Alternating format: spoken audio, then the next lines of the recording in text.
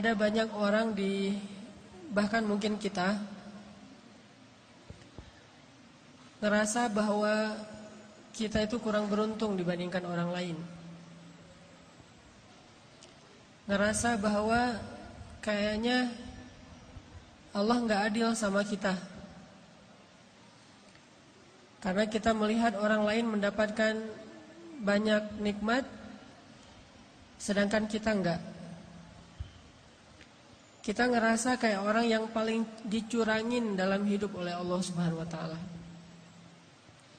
Kita ngerasa kayaknya orang yang paling sengsara di antara semua manusia. Ketika kita membandingkan hidup kita dengan hidup orang lain. Kalau kita pernah ngerasa kayak gitu, gara-gara kita sedang diuji oleh Allah dengan satu masalah, pasti kita berarti belum mengenal Allah Subhanahu wa taala. Ada orang yang diuji mungkin dengan ujian fisik. Dan kadang-kadang itu bukan ujian sebetulnya. Dia aja yang tidak mampu bersyukur atas nikmat fisik yang Allah berikan. Dia ngerasa warna kulitnya adalah ujian. Kayak saya gitu.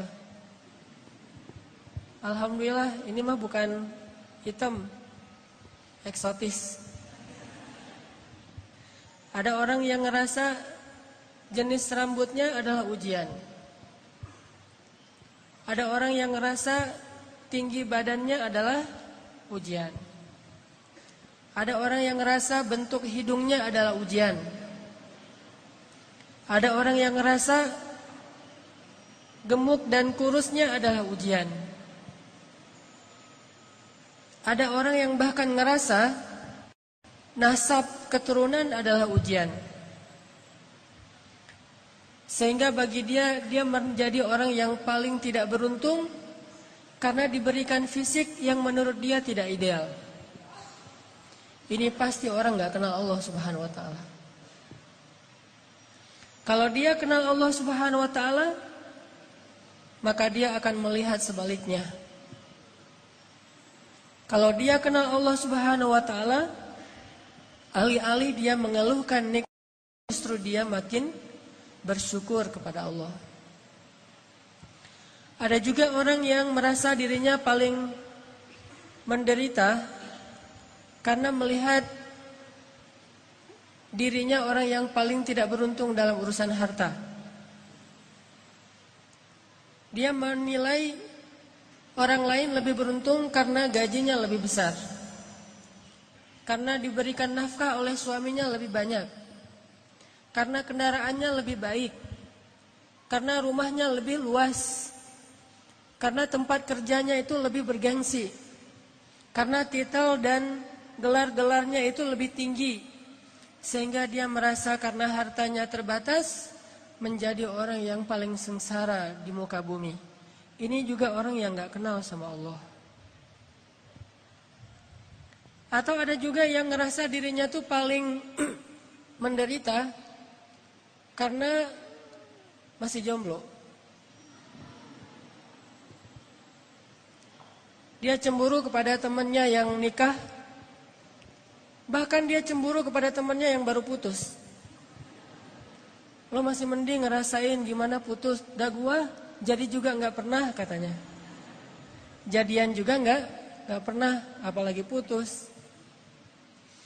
Ada banyak banget hal yang dikeluhkan oleh manusia untuk dia ngerasa pantas menyebut dirinya itu sebagai orang yang paling sengsara. Ada banyak hal yang dianggap oleh manusia itu pantas dikeluhin kepada Allah Subhanahu wa ta'ala karena memang dia ngerasa dicurangin oleh Allah Subhanahu wa ta'ala. Abu Ubaidah bin Jarrah kekuasaan sebagai gubernur di Syam, Suriah. Sehingga suatu hari ketika dia sedang memantau keadaan rakyatnya, lagi belusukan, keliling-keliling gitu,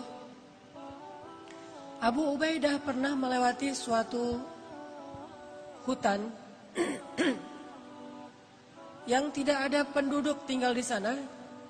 Tiba-tiba Abu Ubaidah bin Jarrah menemukan sebuah gubuk kecil di tengah hutan. Ini lagi lewat nih bersama pasukannya, kayak lagi ada ekspansi gitu. Tiba-tiba ngelihat tiba-tiba Abu Ubaidah melihat sebuah gubuk di tengah hutan. Terus karena penasaran, Abu Ubaidah pun mendekat ke gubuk itu. Dari luar gubuk, Abu Ubaidah mendengar suara seorang laki bertahmid kepada Allah. Dari luar kedengaran ada seorang laki-laki bertahmid kepada Allah. Dia berucap, Alhamdulillah, Alhamdulillah, Alhamdulillah. Alhamdulillah, Alhamdulillah, Alhamdulillah. Terus dia bertahmid, memuji-muji Allah Subhanahu wa ta'ala. Sehingga akhirnya Abu Ubaidah menjadi kepo. Mulailah Abu Ubaidah stalking. Ngepoin, ini siapa nih yang punya akun? Kok postingannya itu positif terus gitu? Postingannya itu memuji-muji Allah. Allah maha baik, Allah baik banget, Allah luar biasa, Allah keren, Allah apa. Terus memuji-muji Allah Subhanahu wa ta'ala. Terus begitu. Sampai akhirnya Abu Ubaidah penasaran. Maka Abu Ubaidah pun memberi salam, minta izin supaya dibolehkan masuk ke dalam rumah. Assalamualaikum. Waalaikumsalam. Boleh saya masuk? Adkhul, kata Abu Ubaidah. Silakan, silakan. Akhirnya Abu Ubaidah pun masuk ke dalam rumah itu. Sementara prajurit-prajuritnya menunggu di luar. Ketika Abu Ubaidah masuk ke dalam rumah, Abu Ubaidah merasa heran karena dia melihat di dalam rumah itu hanya ada seorang kakek-kakek yang terbaring di atas tanah, nggak punya kasur, bahkan nggak punya tikar, nggak punya bantal, benar-benar terbaring di atas tanah, dan rumahnya kosong, tidak ada perabotan apapun, nggak ada tempat tidur, nggak ada lemari, nggak ada dapur, ya satu ruangan gubuk itu aja. Dan dia melihat seorang kakek-kakek terbaring sedang memuji-muji Allah Subhanahu wa ta'ala.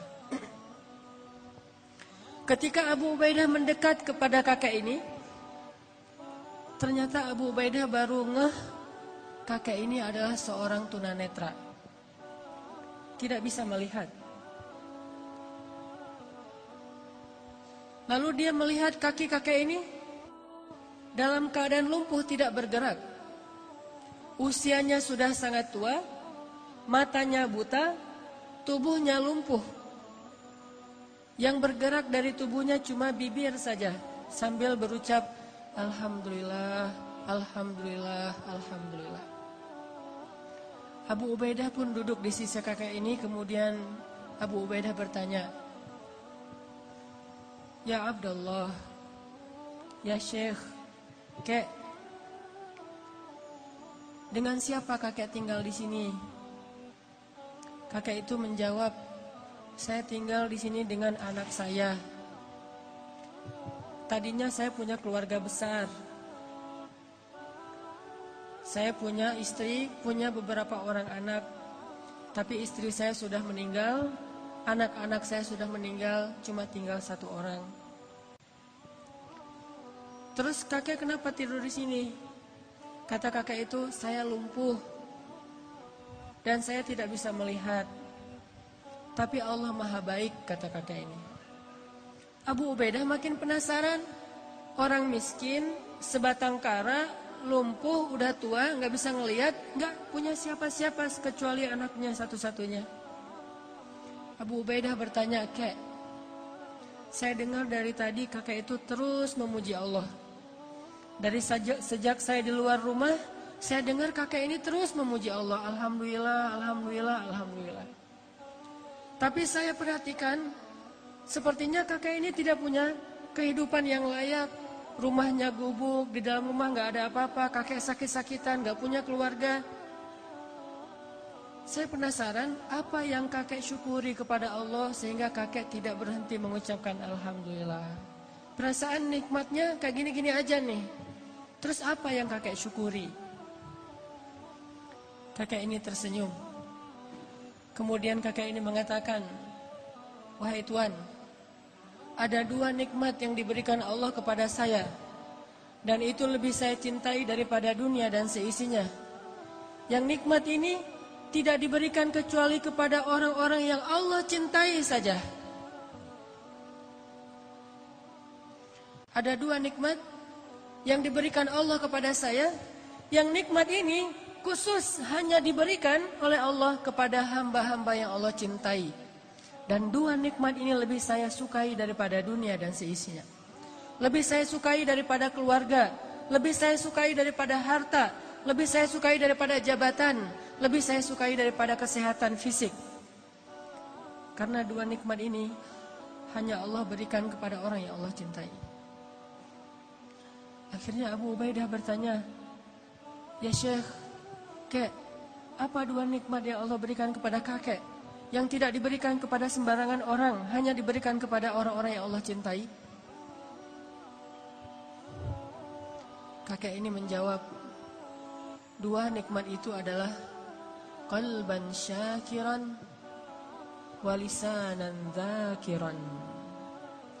2 nikmat yang diberikan Allah hanya kepada orang yang Allah cintai adalah nikmat hati yang selalu mampu bersyukur dan nikmat lisan yang selalu mampu berzikir.